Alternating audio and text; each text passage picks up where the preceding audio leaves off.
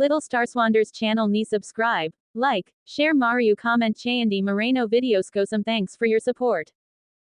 కలియుగ రాముడు శ్రీరాముడు సీతా శ్రీరాముడు నచ్చిన వారు లైక్ చేసి జై శ్రీరామ్ అని కమెంట్ చేయండి. సబ్స్క్రైబ్ చేసుకోండి, మీకు మంచి జరుగుతుంది. థ్యాంక్స్. రాముడిగా అవతారం ఎత్తిన రామాయణం గురించి మనం తెలుసుకుందాం. ఎపిసోడ్స్ అన్నీ మీరు చూడాలి అనుకుంటే ప్లేలిస్ట్లోకి వెళ్ళి అన్ని పార్ట్స్ మీరు చూడవచ్చు. ముందుగా మనం రామాయణంలో రాముడి గురించి శ్లోకం ఒకటి ఉంటుంది, అది డైలీ మనం 3 సార్లు చదువుకుంటే మనకి మంచి జరుగుతుంది. శ్రీరామ రామ రామేతి రమే రామే మనోరమే సహస్రనామ తత్తుల్యం రామనామవరాననే. శ్రీరామ రామ రామేతి రమే రామే మనోరమే సహస్రనామ తత్తుల్యం రామనామవరాననే. శ్రీరామ రామ రామేతి రమే రామే మనోరమే సహస్రనామ తత్తుల్యం రామనామవరాననే. ఇప్పుడు రామాయణం పార్ట్ 1లోకి వెళ్దాం. ఈ ఛానల్ని ఫస్ట్ టైం చూసేవాళ్ళు ప్లీజ్ సబ్స్క్రైబ్ చేసి లైక్ చేసి షేర్ చేసి కమెంట్ చేయండి మీకు ఎలాంటి వీడియోస్ కావాలి అని. మీరు అలా చేస్తే నాకు సపోర్టివ్గా ఉంటుంది, మరిన్ని వీడియోస్ అప్లోడ్ చేయడానికి వీలుగా ఉంటుంది. Thanks for watching. Ramayanam episode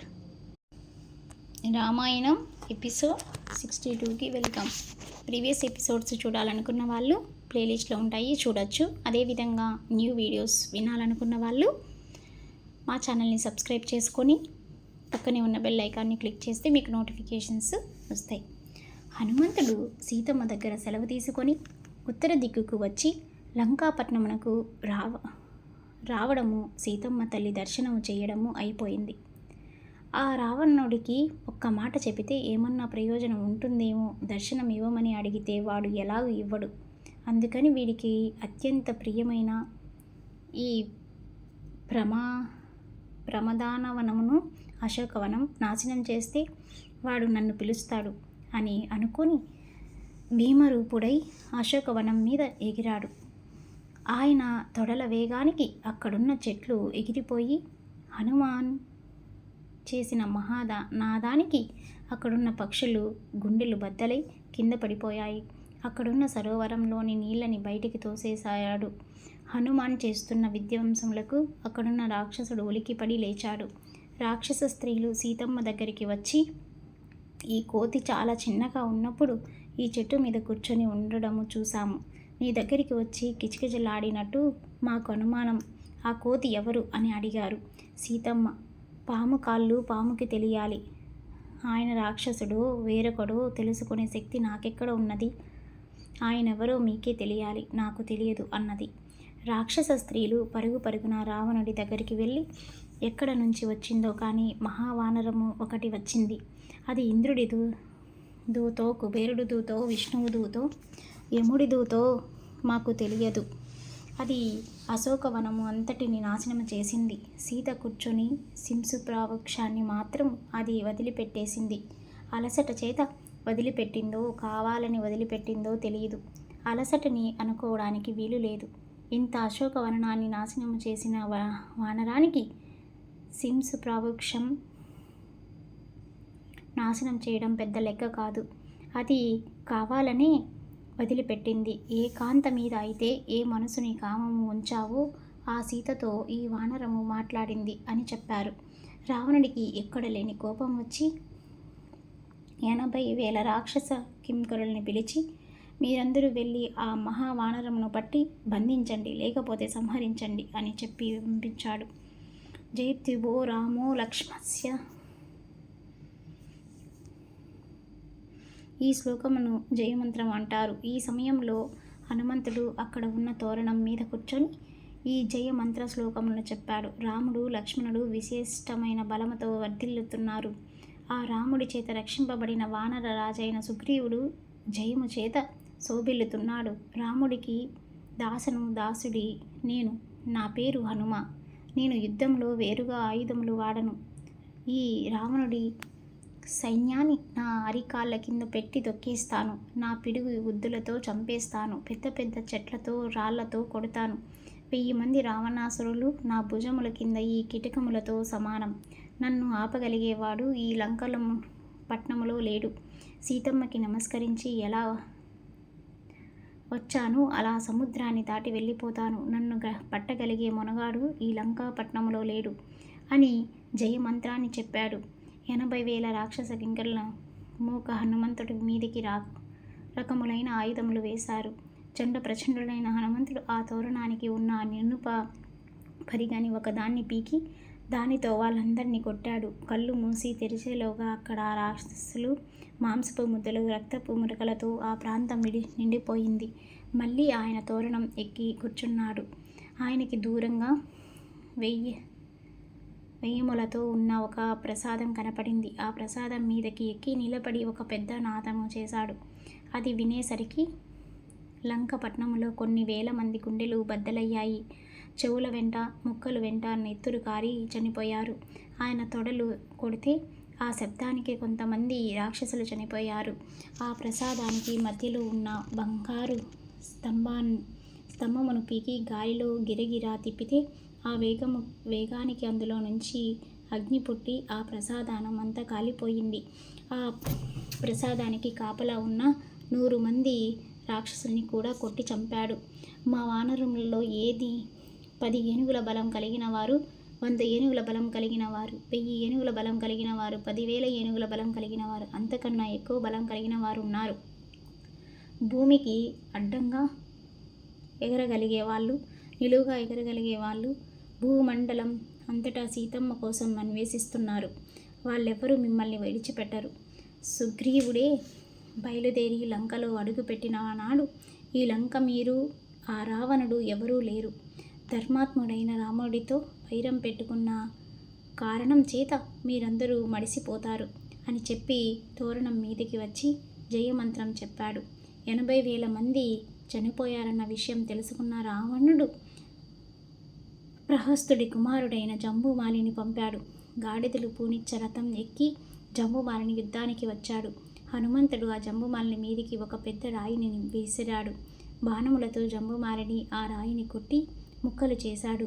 హనుమంతుడు ఒక సాల వృక్షాన్ని పీకి విసిరాడు. ఆ చెట్టు మీద పడకముందే దానిని జంబుమాలి అఖండ ఖండములుగా కొట్టాడు. ఆ జంబుమాలి హనుమంతుడి నుదుటి మీద, వక్షస్థలం మీద బాణములతో కొట్టాడు. ఆ దెబ్బలకి ఆయన శరీరం నుండి రక్తం కారింది. హనుమంతుడు మళ్ళీ ఒక పరిగని పీకి గిరగిరా తిప్పుతూ పిడుగు వచ్చి పడినట్లు ఆకాశంలోకి ఎగిరి వాడి మీద పడి ఆ పరిగితో కొట్టాడు. ఆ దెబ్బకి జంబుమాలి రథం శిరస్సు, చేతులు, గాడిదలు మొదలైనవి ఏమీ కనపడలేదు. మళ్ళీ ఆయన తోరణం ఎక్కి జయమంత్రం చెప్పడం ప్రారంభించాడు. అక్కడున్న రాక్షసులందరినీ కాళ్ళ కింద పెట్టి తొక్కి మోకాళ్ళతో కుమ్మి చేతులతో అక్కడున్న రాక్షసులందరినీ సంహరించాడు.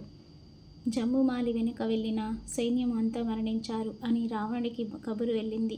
అప్పుడు రావణుడు తన 7 మంత్రులని హనుమపైకి యుద్ధానికి పంపించాడు. వాళ్ళు అన్ని వైపుల నుండి హనుమాన్ మీదికి బాణప్రయోగములు చేశారు. హనుమంతుడు తన శరీరాన్ని పెద్దగా పెంచేసి ఆకాశంలోకి ఎగిరి ఒక్కసారి కింద పడిపోయాడు. ఆయన కింద పడిపోయి చాలామంది చనిపోయారు. మిగిలిన వారి గుండెల్ని తన గోళ్లతో గిల్లేసి చంపాడు. కొంతమందిని పళ్ళతో కొరికి చంపేశాడు. అప్పుడు ప్రాంతం తెగిపోయిన తలలతో, చచ్చిపోయిన ఏనుగులతో, పచ్చడైన పోయిన శరీరములతో, మిగిలిపోయిన రథములతో ఉన్నది. వెళ్ళిన మంత్రులు చనిపోయారన్న వార్త రావణుడికి చేరింది. అప్పుడు ఆయన 5 సేనాగ్ర నాయకుల్ని పిలిచి, మీరు ఆ వానరములను జాగ్రత్తగా పట్టండి. అది సామాన్యమైన వానరము కాదు. నేను ఎందరో మహర్షులను బాధ పెట్టాను. వాళ్ళందరూ తమ తపోశక్తులని ధారపోసి సృష్టించిన మహా అద్భుతమై ఉంటుంది అన్నాడు. విరూపాక్ష, విపాక్ష, దుర్ధర అనే 5 సేనానాయకులు వెళ్ళి హనుమంతుడితో యుద్ధం మొదలుపెట్టారు.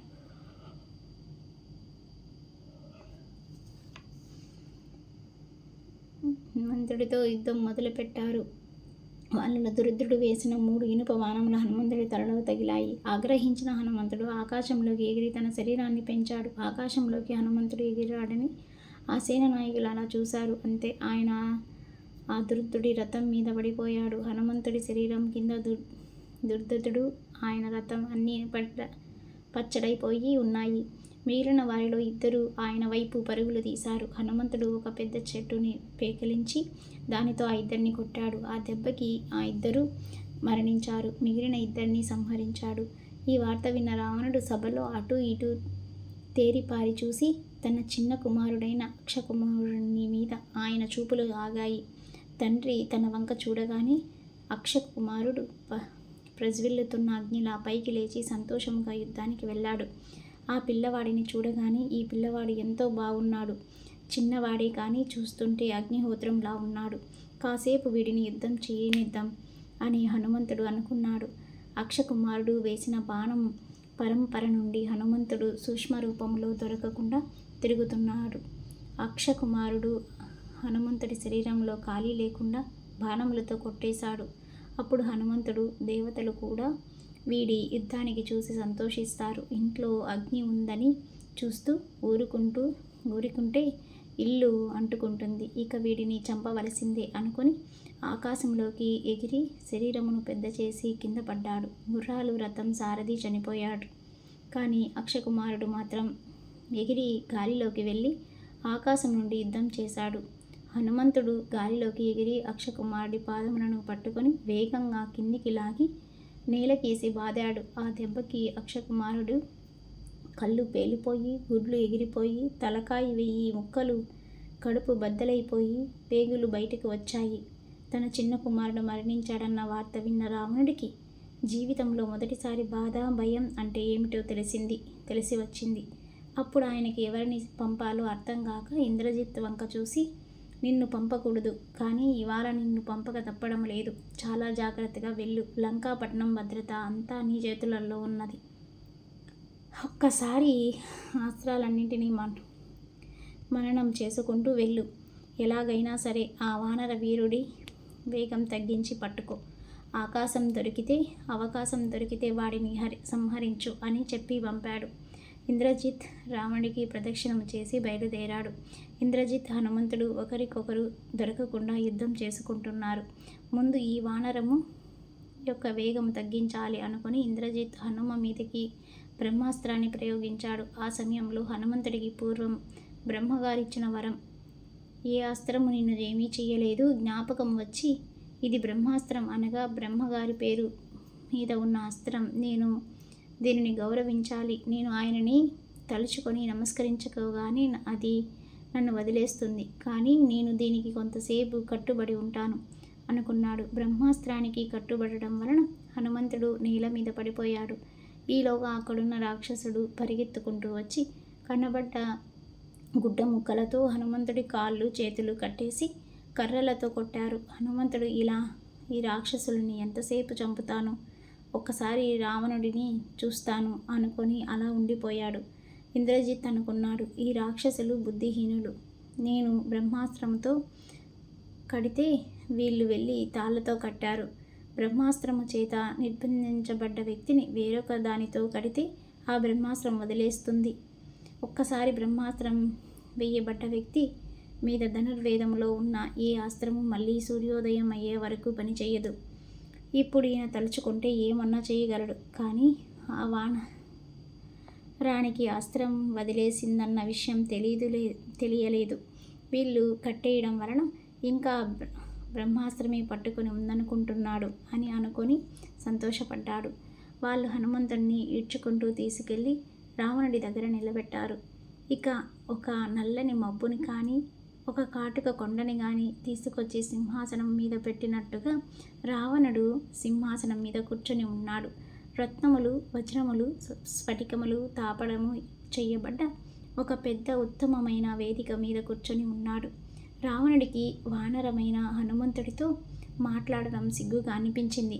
తన మంత్రైన ప్రహస్వక్త వంక చూసి, ఎక్కడి నుంచి వచ్చాడు, ఎందుకు వచ్చాడు, ఎవరివాడు, నాకు ఇష్టమైన అశోకవనాన్ని ఎందుకు నాశనం చేశాడు, సీతతో ఎందుకు మాట్లాడాడు, ఏమి మాట్లాడాడు, ఈ విషయాలు మీరు ఆ వానరుని అడిగి కనుక్కోండి. నిజం చెబితే వాడి ప్రాణాలు ఉంటాయి, అబద్ధం చెబితే ప్రాణాలు పోతాయి అన్నాడు. ప్రహస్తుడు లేచి, నువ్వేమీ భయపడకు, మా ప్రభువు ధర్మాత్ముడు, నిజం చెబితే నిన్ను పంపించి వేస్తాము. నిన్ను అగ్ని పంపించాడా, యముడు పంపించాడా, కుబేరుడు పంపించాడా, విష్ణువు పంపించాడా? ఎవరి ప్రమేయం వల్ల నువ్వు ఈ లంకా పట్టణమునకు వచ్చావు? ఎందుకు అశోకవనాన్ని నాశనం చేశావు అని ప్రశ్నించాడు. హనుమ రావణుడి వంక చూసి, ఏమి కాంతి, ఏమి దుత్యతి, ఏమి పరాక్రమం! నిజంగా వీడి దగ్గరే కానీ మహాపతివ్రత అయిన స్త్రీని అపహరించి తెచ్చిన పాతకము లేకపోతే వీడు 3 లోకములను కలిగిన వాడు కదా అన్నాడు. హనుమాన్ని చూసిన రావణుడు భయపడి, ఇది ఒక వానరుడికి ఉండవలసిన తేజస్సు కాదు. ఇంతకు ముందు నేను జాంబవతుణ్ణి, వాలిని, సుగ్రీవుణ్ణి, సుశేషుణ్ణి, నీలుణ్ణి చూశాను. వాళ్ళెవరికీ ఇంత పరాక్రమం, సామర్థ్యము లేవు. బహుశా ఆనాడు నేను కైలాస పర్వతములను కదిపేస్తున్నప్పుడు నందీశ్వరుడు నన్ను శపించాడు. వానరులు నా కొంప ముంచుతాయని బహుశా నందీశ్వరుడే వచ్చాడేమో అనుకున్నాడు. హనుమంతుడు అన్నాడు, నేను రామదూతగా ఇక్కడికి వచ్చాను. వానర స్వరూపమే నా యథార్థ స్వరూపము. నన్ను హనుమ అంటారు. సుగ్రీవుడు సచీవుడి కిష్కింధ రాజ్యాన్ని పరిపాలించే వాలి నీకు తెలుసు కదా. ఆ వాలిని ఒక బాణంతో రాముడు చంపి సుగ్రీవుడికి పట్టాభిషేకం చేశాడు. నీకు వాలికి ఉన్న స్నేహబంధం వల్ల సుగ్రీవుడు నీకు సోదరుడి వరుస అవుతాడు. ఆ సుగ్రీవుడు నీ కుశలము అడిగానని చెప్పమన్నాడు. నేను రాక్షసుడిని కాదు, రాముడిలా నరుడిని కాదు. నేను తటస్థమైన వాడిని, నా వానరుడిని. అందుకని నీ మంచి కోరి 4 మంచి మాటలు చెప్తున్నాను. వింటే బాగుపడతావు, లేకపోతే నాశనం అయిపోతావు. నిన్ను చూడటానికి వేరొక ఉపాయం లేదు. దండోపాయంతో అశోకవనం నాశనం చేశాను. నీ వాళ్ళు నా మీద యుద్ధానికి వచ్చారు. దేహాన్ని రక్షించుకోవాలి కాబట్టి 4 గుద్దులు గుద్దాను. వాళ్ళు చనిపోయారు. పూర్వకాలంలో కోసల రాజ్యాన్ని దశరథ మహారాజు పరిపాలించేవాడు. ఆయన 4 కుమారులలో పెద్దవాడైన రాముడు తండ్రి మాట నిలబెట్టడం కోసమని 14 సంవత్సరముల అరణ్యవాసం చేయడం కోసం లక్ష్మణుడు సీతమ్మతో కలిసి దండకార్యములకు వచ్చాడు. రాముడి భార్య అయిన సీతమ్మని నువ్వు అపహరించి తెచ్చి లంకలో పెట్టావు. సీతమ్మ ఎవరో నాకు తెలియదు, నేను చూడలేదని అబద్ధాలు చెప్పవద్దు. నేను సీతమ్మని అశోకవనంలో చూశాను. నువ్వే సీతమ్మని అపహరించి తెచ్చావు. సీతమ్మ 5 తలలు పాముని, నీ మృత్యువును నువ్వు తెచ్చుకున్నావు. తలల పాము, నీ మృత్యువుని నువ్వు తెచ్చుకున్నావు. రాముడి తేజస్సు ముందు నువ్వు నిలబడలేవు. నిన్ను చంపడానికి రాముడి దాకా ఎందుకు? సుగ్రీవుడు నిన్ను చంపేస్తాడు. రాముడికి సుగ్రీవుడికి అగ్ని సాక్షిగా స్నేహం ఉన్నది. రాముడి శత్రువు సుగ్రీవుడికి శత్రువే. నువ్వు ఆనాడు నరవానరములతో తప్ప అని బ్రహ్మగారిని వరం అడిగావు కదా. సుగ్రీవుడు గంధర్వుడు, కిన్నెరుడు, యక్షుడు, దేవత, రాక్షసుడు కాదు. ఆయన కేవలం వానరుడు. మనం చేసిన పుణ్యపాపాలకి సంబంధించిన ఫలితాలని పరమాత్మ ఏకకాలములో ఇస్తాడు. నువ్వు చేసిన పుణ్యాలకి కాంచన లంకని పొందావు. 1000 మంది కాంతలతో సుఖాలని అనుభవించావు. ఇంతమంది రాక్షసులకి ప్రభువుగా నిలబడ్డావు. కానీ నువ్వు ఇవాళ పరాయి స్త్రీని అపహరించి తీసుకొని వచ్చిన పాపం వల్ల నువ్వు శరీరాన్ని వదిలిపెట్టబోతున్నావు. రాముడికి దుర్వేదంలో సమస్త అస్త్రశస్త్రములు తెలుసు. ఋషుల దగ్గర శిక్షణ పొందిన మహాధర్మాత్ముడు. రాముడు లంకలో నిలబడి కోదండము పట్టుకొని బాణములు విడిచిపెడితే నువ్వు నిలబడలేవు. ఆ సమయంలో నీలాంటి రావణులు 1,00,000 మంది వచ్చినా రాముడి ముందు నిలబడలేరు. ఒకనాడు నువ్వు కైలాస పర్వతాన్ని ఎత్తబోతుంటే శివుడు తన కాలి బొటన వేలుతో ఆ పర్వతాన్ని తొక్కగా నీ 20 చేతులు ఆ పర్వతం కింద పడిపోయాయి. అటువంటి శివుడు ధనుస్సుని రాముడు హేళనగా విరిచేశాడు. నిన్ను 30 తిప్పలు పెట్టిన వాలిని రాముడు ఒక్క బాణముతో కొట్టాడు. ఈ ప్రపంచంలో ఉన్న క్షత్రియులందరినీ ఓడించిన పరశురాముడికి గర్వభంగం చేశాడు. 14,000 మంది రాక్షసుల్ని జనస్థానంలో రాముడొక్కడే సంహరించాడు. అటువంటి రాముడు వస్తే నువ్వు బ్రతకగలవా? అయినా నిన్ను చంపడానికి రాముడెందుకు? నేను చాలు. మర్యాదగా సీతమ్మని రాముడికి అప్పగిస్తే బ్రతికిపోతావు లేదా చచ్చిపోతావు అన్నాడు. నిండు సభలో తనని హనుమంతుడి ఇంతలా అపేక్షించి మాట్లాడేసరికి రావణుడికి ఆగ్రహం వచ్చి ఈ ఈ వానరాన్ని చంపేయండి అన్నాడు. విభూషణుడు లేచి, అన్నయ్య, నువ్వు వేదాలు చదువుకున్నావు, ధర్మము తెలుసుకున్నావు, ఇలా దూతని చంపమని నువ్వు అనడము సరికాదు. దూతలకి తల కొరిగించవచ్చు, అవయాన్ని తీసేయవచ్చు, వాత పెట్టవచ్చు అనేటటువంటి శిక్షలు కొన్ని శాస్త్రంలో ఉన్నాయి. అయినా ఈ వానరాన్ని చంపితే నీ బలం అవతలి వారికి ఎలా తెలుస్తుంది? అందుకని వచ్చిన దూతని చంపవద్దు అన్నాడు. విభీషణుని మాటలు విన్న రావణుడు, వానరములకు తమ తోక అంటే చాలా ఇష్టం, వీడి తోకకి నిప్పు పెట్టండి, కాలిపోయిన తోకతో ఈ వానరము తనని పంపిన వారి దగ్గరికి వెళ్తుంది. ఈ వానరం యొక్క మిత్రులు బంధువులు చుట్టూ చేరి తోకలేని కోతి అని ఏడిపిస్తారు అన్నాడు. వాళ్ళు పాత బట్టలు పట్టుకొని హనుమ తోకకి చుట్టి నెయ్యి పోసి మంట వెలిగించారు. హనుమంతుడిని కట్టి రథం ఎక్కించి 4 కూడళ్ళు మధ్యలోకి తీసుకెళ్లి కర్రలతో కొడుతూ గూఢాచారి అని ప్రకటించారు. లంకాపట్నములో అందరూ మేడల మీద మిద్దెల మీద నిలబడి చూస్తున్నారు. హనుమంతుడు, వీళ్ళు నన్ను కొడితే కొట్టారులే కానీ రాత్రి వేళ ఈ లంకాపట్నం అన్వేషించాను. ఒక్కసారి పగటిపూట ఈ రావణుని బలం ఏమిటో, లంక యొక్క గొప్పదనం ఏమిటో చూసి సుగ్రీవుణ్ణి చెప్తాను అనుకున్నాడు. వాళ్ళు హనుమాన్ని ఆ లంకాపట్నం అంతా తిప్పాక ఆయన ఒక్కసారి కట్టని విడిపించుకొని ఎగిరి రాజద్వారం మీదకి దూకి తన చేతితో మండుతున్న తోకని పట్టుకున్నాడు. కొంతమంది రాక్షసులు పరిగెత్తుకుంటూ సీతమ్మ దగ్గరికి వెళ్ళి, నీతో కిచకిచలాడిన ఎర్రమూతి కోతి తోకకి రావణుడు నిప్పు పెట్టించాడు అన్నారు. సీతమ్మ వెంటనే అగ్నిదేవుడికి ప్రార్థన చేసి, నేను సర్వలోకముల యందు రాముడికే సేవ చేసిన దాననైతే, రాముడినే మనసులో పెట్టుకున్న దాననైతే, నాకు భాగ్య విశ్వేశం మిగిలి ఉంటే, రాముడికి నా మీద ప్రేమ ఉంటే, సుగ్రీవుడు నన్ను తీసుకెళ్లి రాముడితో కలపడం యథార్థమైతే, హనుమాన్ యొక్క తోకకి నిక్షేపింపబడిన అగ్ని చల్లబడుగాక అన్నది. వెంటనే హనుమ తోకకి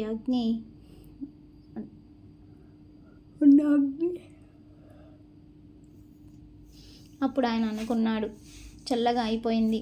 అవునులే, నేను వస్తుంటే మైనాకుడు నాకు ఆతిథ్యం ఇచ్చాడు, సముద్రుడు నమస్కారం చేశాడు. రాముడి పేరు సీతమ్మ పేరు చెబితే ప్రకృతిలో ఉపకరించనిది ఏముంటుంది? నా తండ్రి వాయుదేవుడికి అగ్నిదేవుడు స్నేహితుడు, అందుకని నాకు ఇలా ఉపకారం చేస్తున్నాడని అనుకొని ఈ లంకాపట్నం కాల్చి అగ్నిదేవుడికి సంతర్పణ చేసి వెళ్ళిపోతాను అనుకొని మొదట ప్రవహిస్తుడి ఇంట్లో నిప్పు పెట్టాడు. ఇన్ని ఇళ్ల మీదకి దూకుతూ నిప్పు పెడుతూ వెళ్ళిపోయాడు. రావణుడి ప్రవర్తన ఇంతకాలము కడుపు మండిపోయి ఉన్న దిబ్బల అవకాశం దొరికిందని ఆనందపడ్డారు. హనుమ అలా నిప్పు పెట్టగానే అగ్నిదేవుడు కాల్చేస్తున్నాడు. వాయుదేవుడు వేగంగా వీచి అగ్నిని పట్టుకెళ్ళి ఇన్ని చోట ఇళ్ళ మీద వేశాడు. కొన్ని చోట్ల ఆకుపచ్చ, కొన్ని చోట్ల పచ్చగా, కొన్ని చోట్ల ఎర్రగా ఆ లంక అంతా కాలిపోతున్నది. ఆ లంకలో అందరూ హా తాత, హా పుత్ర, హా తల్లి అని అనుకుంటూ దిక్కులు పట్టి పరుగులు తీశారు. అప్పుడు హనుమంతుడు సంతోషముగా వెళ్ళి త్రికాటుచుల పర్వతం మీద నిలబడి చూసేసరికి ఎదురుగా లంకంతా కాలిపోతూ కనిపించింది. ఆయన, అరే, ఎంత పని చేశాను! అగ్నిని తీసుకెళ్లి నీళ్ళల్లో పడేసినట్టు కోపాన్ని విడిచిపెట్టినవాడు ధన్యుడు. పాము కుబుసాన్ని విడిచినట్టు కోపాన్ని విడిచిపెట్టడము మానేసి లంకని కాల్చేశాను. ఈ లంకలో సీతమ్మ కూడా కాలిపోయి ఉంటుంది. ఏ సీతమ్మ తేజస్సు చేత నా తోకని అగ్ని కాల్చలేదో అటువంటి సీతమ్మని అగ్ని కాలుస్తుందా? సీతమ్మే అగ్ని కాలుతుందా అని అనుకున్నాడు.